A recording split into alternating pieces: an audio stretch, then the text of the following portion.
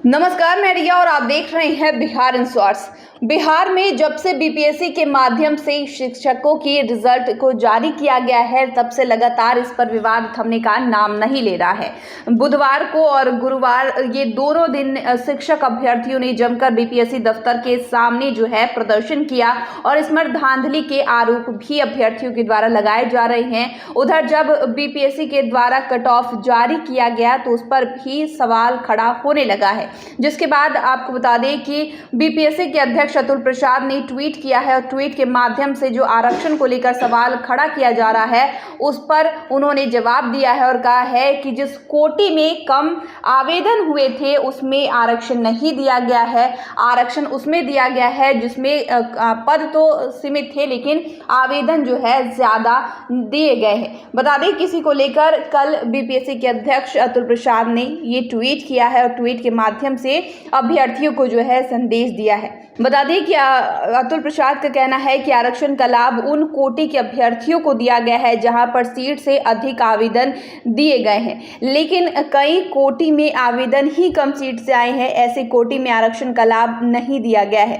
अतुल प्रसाद ने गुरुवार को ट्वीट किया है और ट्वीट में इसकी जानकारी दी है अभ्यर्थियों को। उन्होंने कहा है कि टीआरई कट ऑफ में एनए का मतलब है उस आरक्षण श्रेणी में कोई भी अभ्यर्थी उस श्रेणी में आरक्षण का लाभ उठाने में के लिए नहीं था। ऐसे में उन्होंने उदाहरण देते हुए कहा है कि यदि महिला एससी अभ्यर्थी का चयन पुरुष एससी के साथ हो जाता है और महिला अभ्यर्थी की आवश्यकता संख्या पूरी हो जाती है तो उसे एससीएफ के तहत लाभ नहीं दिया जा सकता है। बता दें कि बुधवार की देर रात जो है बीपीएससी के द्वारा कुल 43 विषयों के कट ऑफ जो है वो जारी किए गए हैं। इसके बाद जो है कोटि में एनए लिखा गया है जिससे अभ्यर्थियों में भ्रम की स्थिति पैदा हो गई।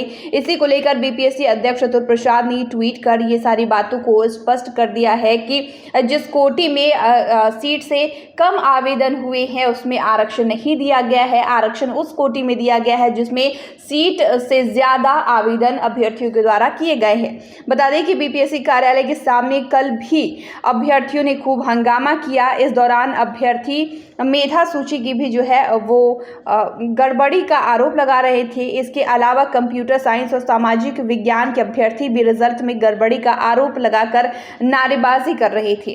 अभ्यर्थियों का आरोप है कि 2023 में एसटीईटी अभ्यर्थियों को इसमें आवेदन करने की अनुमति नहीं थी। इसके बावजूद बड़ी संख्या में एसटीईटी 2023 के अभ्यर्थियों को आवेदन करने का मौका दिया गया। हंगामा के दौरान 100 से 150 अभ्यर्थी जो है वहां पर मौजूद थे। बुधवार को भी अभ्यर्थियों के द्वारा बीपीएससी दफ्तर के बाहर जो है हंगामा किया गया, गड़बड़ी का आरोप लगाया जा रहा है। उसके बाद कल गुरुवार को भी स्थिति वैसी ही देखने को मिली जब बड़ी संख्या में बीपीएससी आयोग के सामने जो है बड़ी संख्या में अभ्यर्थी पहुंचे थे और जो एनए लिखा हुआ आ रहा था उस पर सवाल खड़ा कर रहे थे। भ्रम की जो माहौल है वो अभ्यर्थियों में फैलता हुआ नजर आ रहा था, जिसके बाद जो है बीपीएससी अध्यक्ष अतुल प्रसाद ने ट्वीट किया। ट्वीट के माध्यम से अभ्यर्थियों को ये जानकारी दी है कि यानी का मतलब क्या है, किस श्रेणी में जो है किस कोटि में आरक्षण दिया गया है, किस कोटि में आरक्षण नहीं दिया गया है। तो फिलहाल के इतना ही। चैनल को सब्सक्राइब कर ले, फेसबुक पेज को लाइक कर ले। वीडियो देखने के लिए आपका शुक्रिया।